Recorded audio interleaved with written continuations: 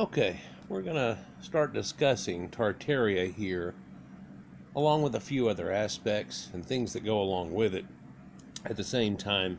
And I guess where we're going to start here, even though we've already begun talking about the ancient Proto Indo Europeans and so on, I want you to notice here, whenever we look at this is a shrine in Kiev and an ancient burial that's there, and it predates Christianity coming to the area, but that sure does have a lot of symbolism that goes with it, doesn't it?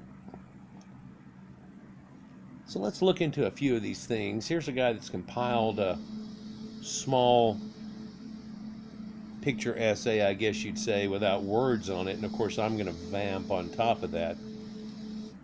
Some of these ancient maps that we're going to start looking at show a centralized area, and they tell you this is civilized land, and that each one of these are different lands out in that area, this way, this way, this way, this way, and so on, and vassals are sent there in some way to do it. And you can see these one guy's crusaders chasing these other guys here. They're both Caucasians here, but these crusaders here seem to be chasing off, and these are like your paladins and your ancient Templars and so on.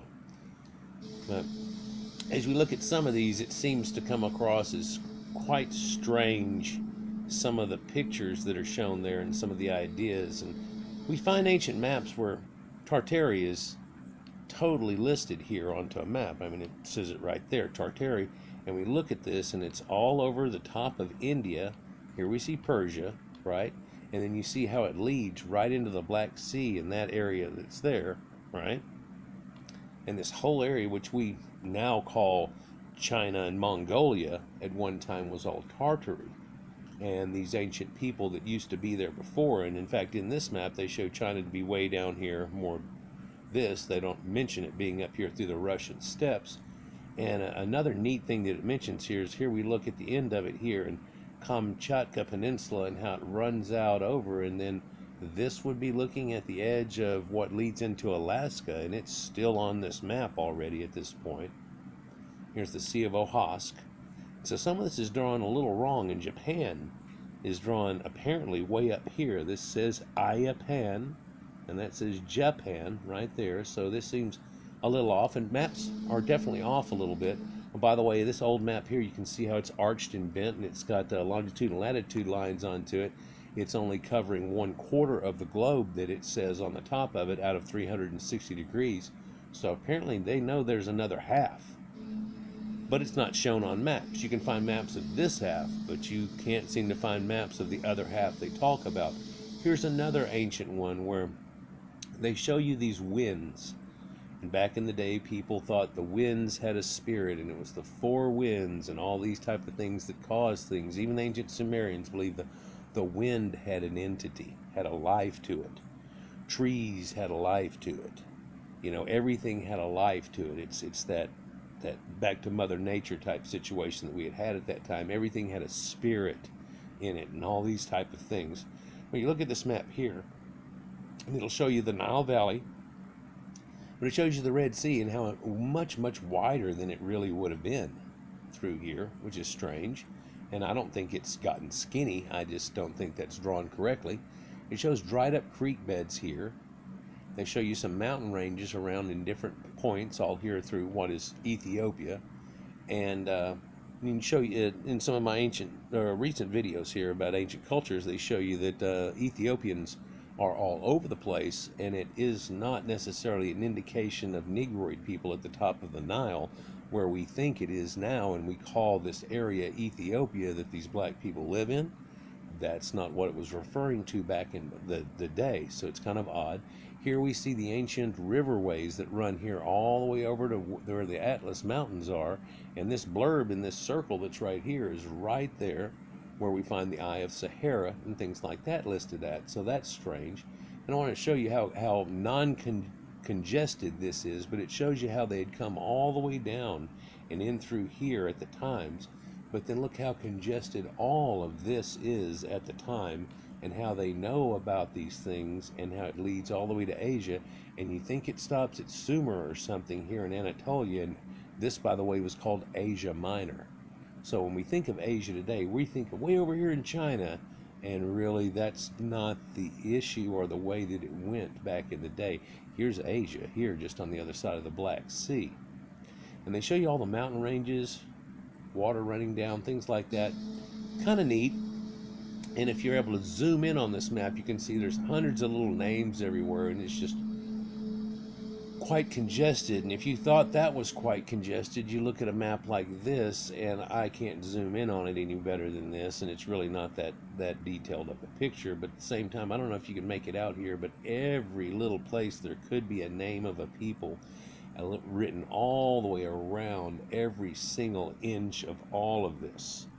You see that where there's, you know, at the water's edge, there is people everywhere. So you can imagine that if they had a flood or a giant tsunami or something like that happen, how most everybody with these names written right around the edges of these water lines would all be gone. Right, just something to mention here. And here's that ancient waterway again, but in here it almost looks like a yellow brick road, doesn't it? Is this where that idea comes from? Follow the yellow brick road? So here we have Egypt, and it runs down. And right here we have Afrionia. It mentions right down here, Afrionia. And you can see this white guy here with a Sumerian hat on to him. And then we have right here Nibia, and there's another white guy there with a beard and a mustache on him too, just like him before. Then we have Oroana, right here. And there's another guy, but he has a scimitar, a sultan type sword. Looks like it has to do with, you know, maybe the Moors and things like that. Here it looks like a giraffe here that somebody has gotten. Whoopsie. And then again over here we have Onoyum, these people, and then apparently your Mauritanians and your Moors and type thing, and that does look a lot like them there. And they apparently, he's riding a camel. So we can see that, but you can look at all these ports that are built out of this and how many names there are that are just everywhere. And this shows you not the bottom part here under these people too, because it shows you they had all these civilizations running all the way through the Sahara at this time, all of North Africa. You know, the northern third of Africa all has this listed onto it, and the Sahara is looked at as a little smaller than it is today. Well, it was a little smaller. There's also one of those yellow brick roads that's right up here. You see that? Now, I don't know what that corresponds to. Is this some type of dead riverbed, or is this actually a road or something like that? All roads lead to Rome. It's just kind of strange where you see a lot of old maps like this, and you know people didn't used to be able to draw maps correctly as they do nowadays, but it's amazing how they got fairly close, and then some of them you're like, what? And you see all these lines over here where they're showing you people going to here, to here, to here. Now, cartographers would understand looking at this that if they're picking up aspect points far off the coast, then that aspect point has a ratio to here. But then if you go to here, and there is a ray on the other side, it does go the other way. And there is a corresponding ray over there. Just like you see in all these. You can say from this point to that point's a ray, from that point to where. Iceland, places like that. Look, upside down Buddha. See him? Kind of neat. Jordan River Valley running right through here. You kind of see that. Red Sea was even drawn in red. You can see these conquest pictures here of what looks like Inner Mongolia. And it doesn't look so much like Mongolians, but it does look like the steppe people. Here's another circular map, and it has Hathor at the top. I don't know if you can even see that. Yeah, you can even see it. Hathor. Right up there. Okay? Hathor. And there's lions, all kinds of stuff, and this is meant somehow to symbolize the world, but in a big city, like the world city. Kind of strange. Show you the necropolis and people all through here, and then to the east, people are buried in the east. They die to the west. Strange symbolism. Of course, people see maps like this and they want to say, "Oh, there's a flat world," because they're showing what they call septentrionalis. It's figuring on the polar star, right? But you look at a map like this and you go, well, that, you know, that's a round world. You're just not paying attention. You're all in the Kool-Aid and don't know the flavor. They show North America and South America and how it attaches to it, right? Teru and Peru. So Peru, all of South America is called Peru. Is that what it's in? And it all runs down to Antarctica, and Antarctica runs all around the outside of it. And that's cool, okay. But how come there's land and there's cities in it? Huh? Land, lakes, known rivers, known cities. Even a writing in here that I can't read, it's upside down in Latin. But, what? Here you show you something here too about this double-headed eagle and the concept of two brothers and all that concept, which is a symbology here. And then they may have the sword, but they may have the crown, they have the scepter.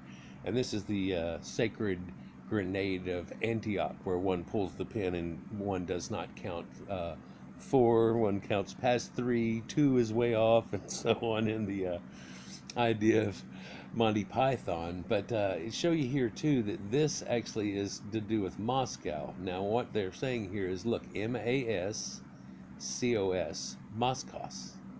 Moscos. This is the Moscos people that started in there, and you can see that they have farmers and all kinds of different stuff and a few different crests, and they're horsemen and so on. It goes all the way around. And no, this isn't a zodiac thing. This is actually stuff that's there, and crosses and bows and arrows, and then 2 arrows put together. All of this is a symbolic thing. I could probably do an entire video on just this, but we'd have to understand what I was talking about whenever I was. So let's continue. Here's Pisces, by the way, 2 fish. So there is some definite connections to it. But let's go on here for a minute here. And of course you see in the middle of that Moscow, and you see this Aryan king here on a horse, right? And what he had brought there. Don't know why this is thrown in there, but here's a guy, if you talk about what he's got in his left hand is an elephant gun. It's got a bigger rifle gauge than normal and shoots a 50 caliber pellet, and it'll kill an elephant. So what the hell does this thing kill? No one could hold on to that and work it correctly. You'd have to rest it across a log and shoot it and so on. But that's just really a mini cannon. Amazing. And the amazing part wouldn't be necessarily just the cannon that you see here, which is probably just some mock-up thing for a store, you know, like they used to do giant toothbrushes and so on, but the bullet you would make to go through this thing, and its cartridges, you know, and being able to fire and not explode on itself and so on, that howitzer round that you'd have to put in this thing to get it to go. But what's that supposed to kill? Well, of course, this guy's trying to say it's meant to kill giants. And I can't find that, just like that giant toothbrush isn't to be the toothbrush of giants. Yet we find weird things like this, where this wall started coming apart, so they broke it loose to fix it. When they did, they find it was built out of old books. Hidden. Here's a real strange one, guys. Here's an island in Sumatra. This is out near Bali. A small island. Not that inhabited, but inhabited by locals. Locals that don't have any stonework, anything whatsoever. They're villagers, pretty much primitives, still living in huts and things like that. Fishing and doing things are great people, but they're not stonemasons. Yet on this island, on an escarpment, which has been drawn flat, right? It's been cleaved flat, base rock flat. Then all of this stonework has been put in here, and you can see this multi-layered step work leading up to this. Now, strangely, this was all said to be a stone work. Whenever you look at it from this side, you can tell that the guts of this is all made out of a lot of trees, right? And then up top here we have at least 3 gigantic tree stalks. Each one of these trees, these 2 guys, if they were to try to wrap their hands together, couldn't go around those, right? And it's a giant bell, right? This bell weighs a couple of tons. Not counting the harness up here, which weighs over a ton itself. The harnessing and coupling device here would weigh over a ton itself. if you look at this coupling device, it looks like a modern coupling device for some type of giant crane situation we have going on now. It looks foolish. It looks photoshopped. It doesn't look like it should even be there. Why are these people there? Well, they're just freaking out on the thing. But where's this bell at now? Well, nobody knows where it is now. But these explorers took pictures of it, and they say, well, it must have been swallowed up by the jungle. Yet people have tried to find this, and it's not been swallowed up by the jungle. It's not there anymore. It's just not there anymore.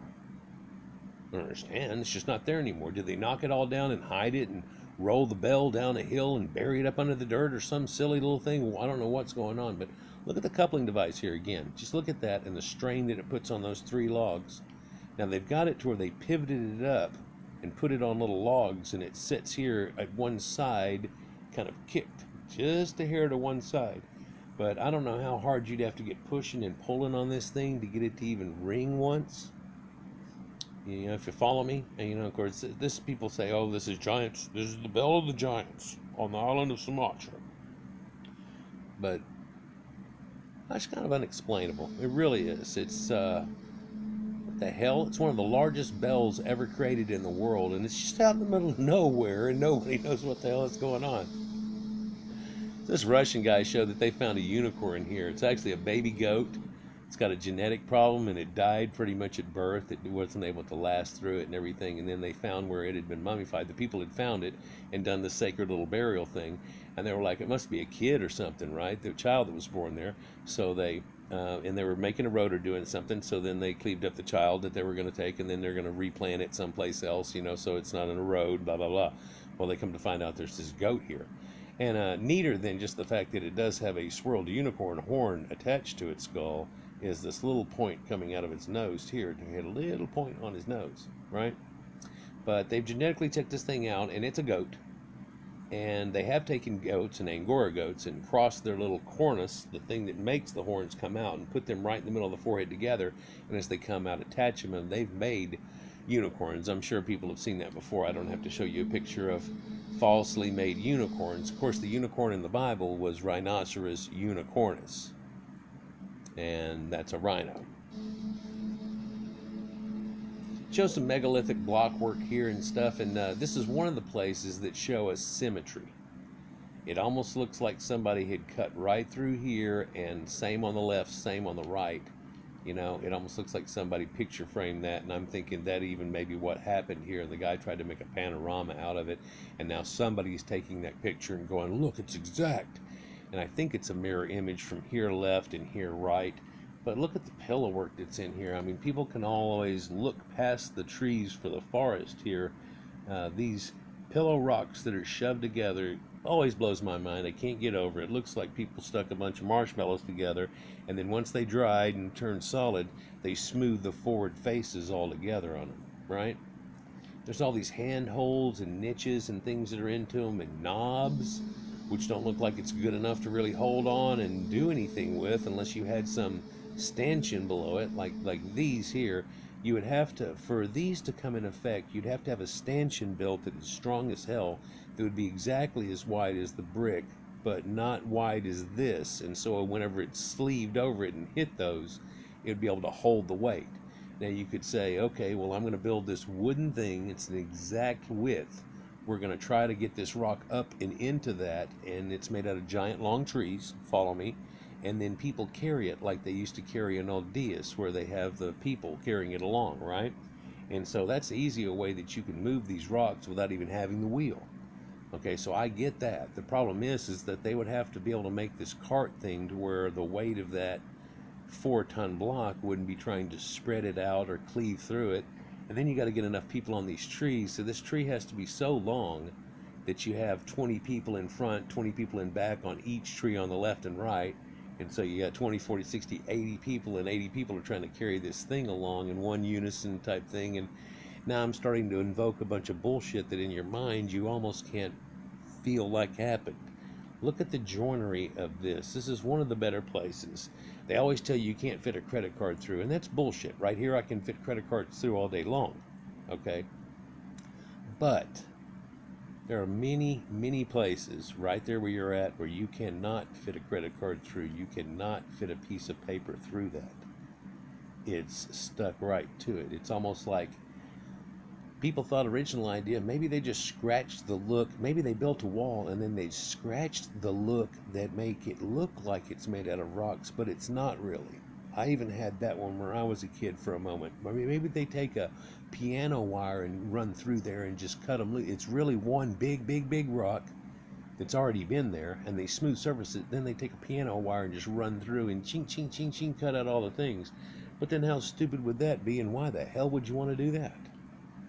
It doesn't fit, but I can make it happen, but then it doesn't fit, you know? And so, well, what does fit? Well, the Tartarians come from the Cyclopean people that did all this type stuff. And the reason I'm showing you that is I show you this over here in China with the knobs and everything else that looks just like it. Now, this is somewhat rough hewn, and there's one of them yellow brick roads.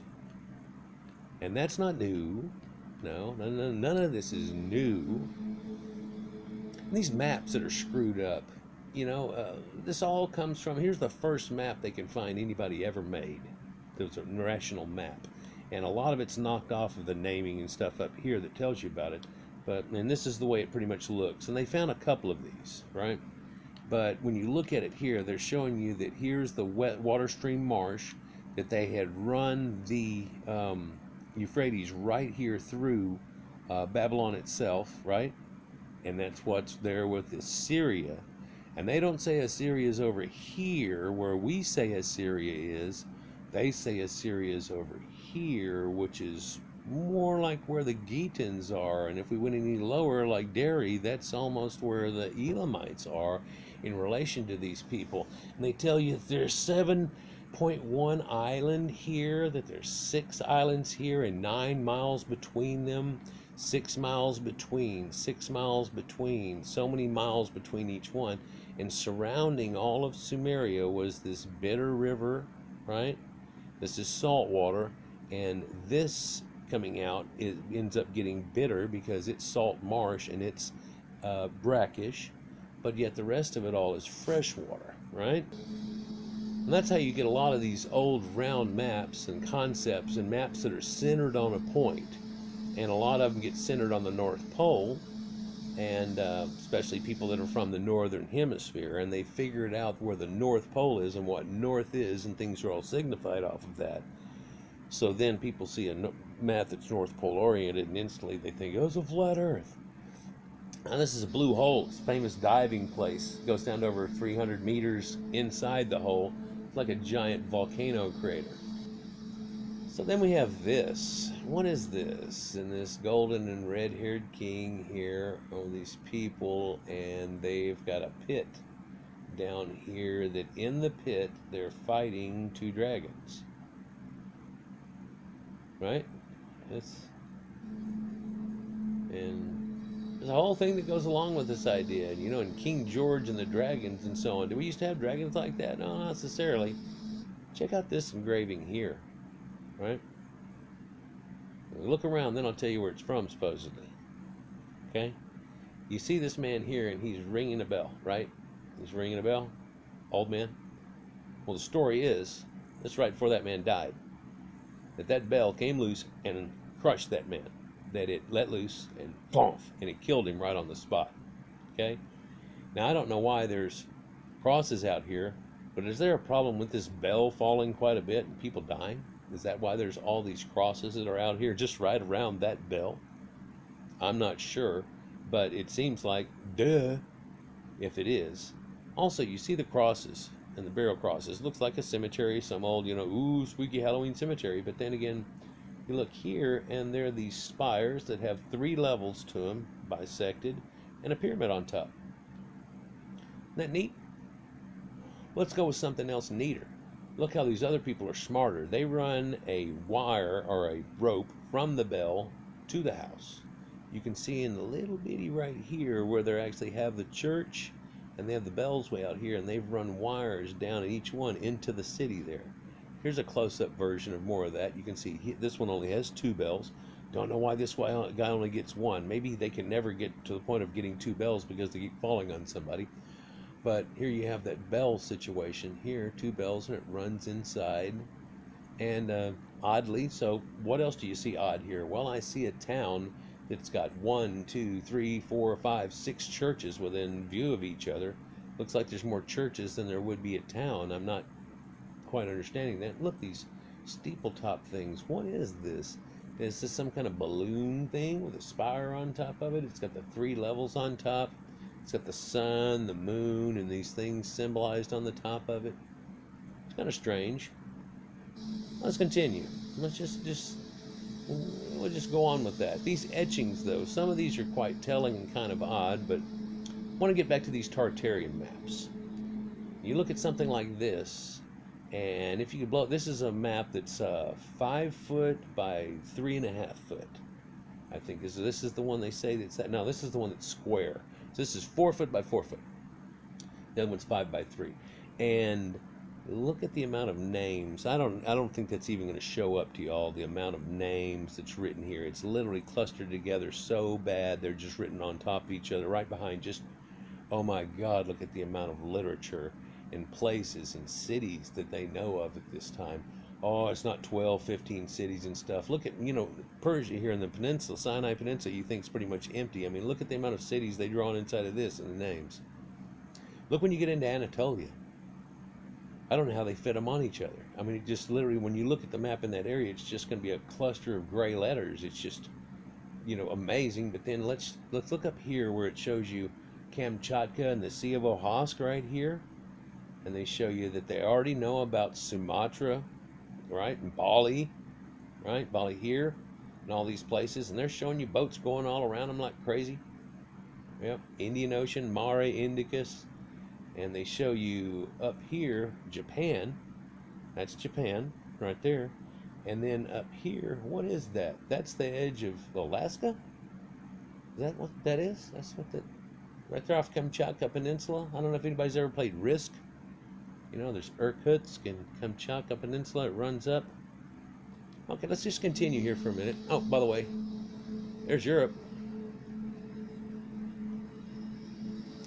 We look at some of these maps, and see what's going on. This guy's all over the place with his video, but I did see enough I wanted to vamp on. Now, of course, he's trying to say that these ancient volcanoes that are like, I don't know, the land of the giants and all those type of things are actually some type of cellular plant material, and people have done these videos. I did one before too, basically saying, is it, and then debunking it, but you can tell that this land was built up a lot more at one time. It was pretty much up to about this level, and then a batholith formed below the ground where it was going to burp up, and then whenever it did, it pushed up. The oddity here is that it forms exact quartz-shapedy little columns that come up and crack from each other in a symmetrical, geometric type pattern that does somewhat, if you're looking down onto it, looks like you got a handful of pencils that ain't been sharpened, and they're all stuck together like this, where they have a lead in the center and then around it, and then they have a little like that. They're all stuck together. And of course, he's trying to compare it to plant fibers and all these type of things, and I can't agree with it. But now we get to something a little more interesting. We get to the story of Oannes. So here's a correlation for you. These ancient Sumerians, they knew about a lot of things. They talk about the gods. They have an ocean seashell here. They have a Nana and the sun and the moon, and then they have an actual compass here. The actual thing you use to navigate by, that you see them sticking on the maps and doing their things. What's up with that? They use it to make their architecture and all kinds of things, so it's exact and square and all these type of things that other people don't have. He's got this mace, which coming up I'm going to show you something about maces, not in this video, but whenever I do the Sumerian connection to Egypt again, I'll show you how maces connect that, along with about 20 other things I show you. But here's another connection. Here's that iron or Celtic cross we're familiar with, and there it is on the Pope, still to this day, and they keep the iconography there. He's wearing a fish mitre hat, and it's Fisher of Men. We're in Pisces, of course, and come out of that now. We're in Aquarius. But Jesus was the age of Pisces. Before that was the age of Aries and then Taurus. And if you'll look, he sacrificed bulls, and then every time he said to do rams, and then Jesus becomes a Fisher of Men. And here we come in the age of Aquarius.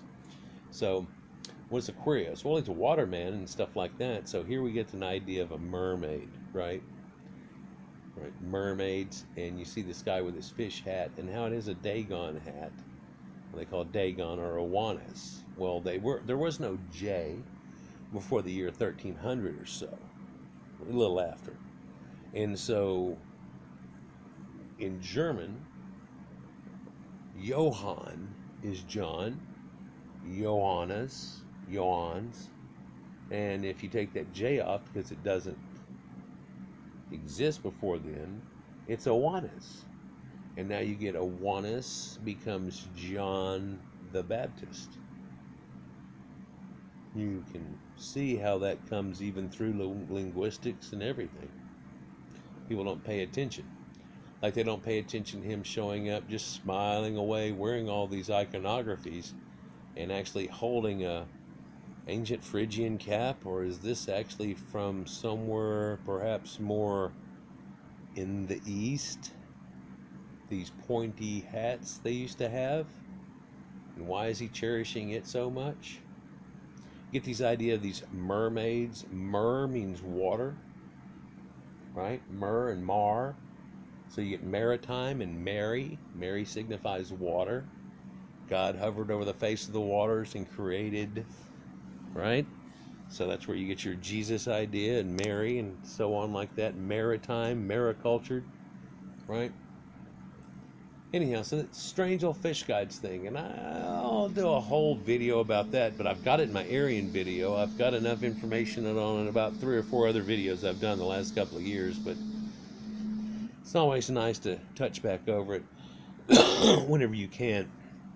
So look here. Here we're looking at the eastern edge of the Eurasian continent. I find a few strange entities here. I find that there's Georgia, Georgiana, right? There's Georgia. But then there's Zivria here. And we're talking about the Black Sea area and so on here. And they tell you that this is the Persian Continental. Here's Persis here, but then India is right below it. That's India, right? You see that. But we keep looking around, we find a few neat things here, like, oh, Japan. Japan's already named way back at this point here. This map's supposed to be somewhere in 1590. If that number's correct right there on the bottom, this is a 1590 map, right? So that's pretty early for them having all this knowledge. But then there's Japan, but it says IAPAN. There is no J. Well, there was 1300s they started having J's, and it says Japan. That's what that says, right there. And then, so China. Well, China's listed as being way down here. Whoops. There it says China right there, just left of my pointer. China, right? I'll tell you, Moen is above China, right?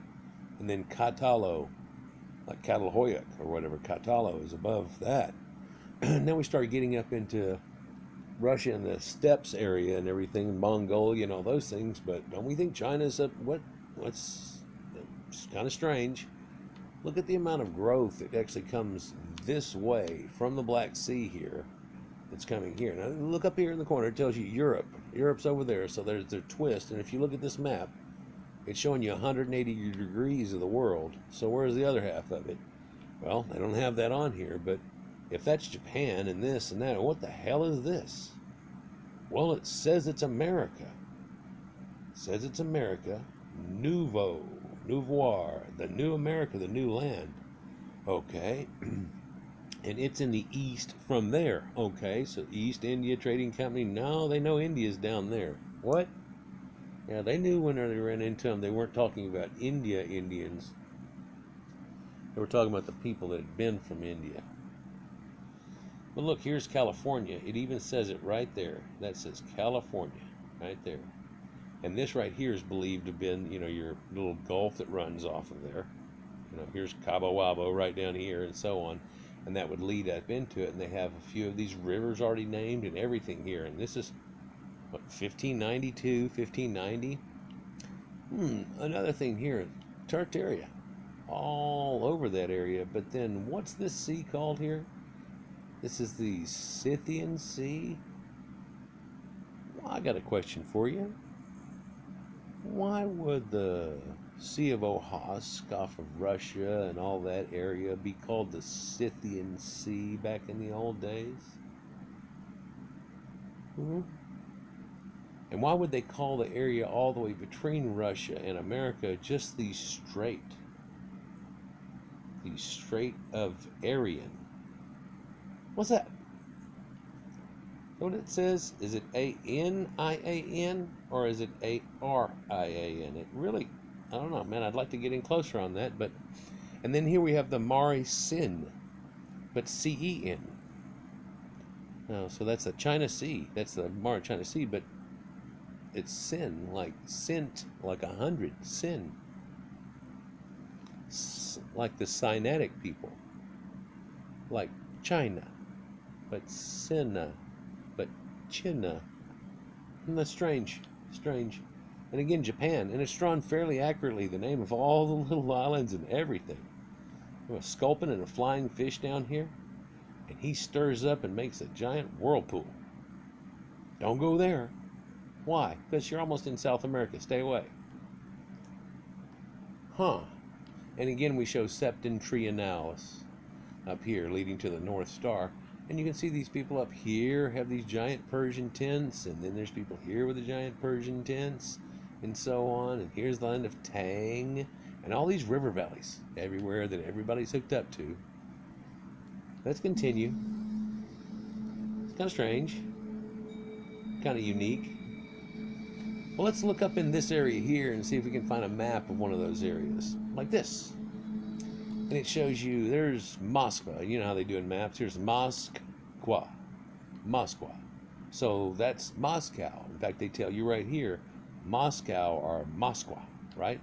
And then it's written in their language, not the language the map writer's written into there, right? But then, what is it that it says? Residents of the Tsar, Moscow. What is this? Ishmailovo. Ismailovo? Hey, boom. Well, look at these little towns that are here. That's strange. And the Moskwa is the river here, right? Mosask, Moskwa. These people have a different name for the same river as it runs down through. This is a local naming of things. Well, that's okay. So that's neat. There's the Alexin River right down here. It's a major tributary leading into that, makes it get huge, and it turns into Oka. All right, so what do we have here right around Moscow? Well, we've got Pesky. What we also have is Sloboda, where the strangers dwell. Sloboda, right? Then we find out Zornia, Sloboda, and that's where the strangers dwell. Who are these strangers? I don't know, but they told you getting through this forest was over 20 leagues thick. Pretty far. Funny that these strangers, there's strangers here, Sloboda, Sloboda, where are the strangers? These guys. What's in the middle of Sloboda? Well, there's Jerusalem. Jerusalem. They don't have a J. It's not Jerusalem, it's Jerusalem. I can show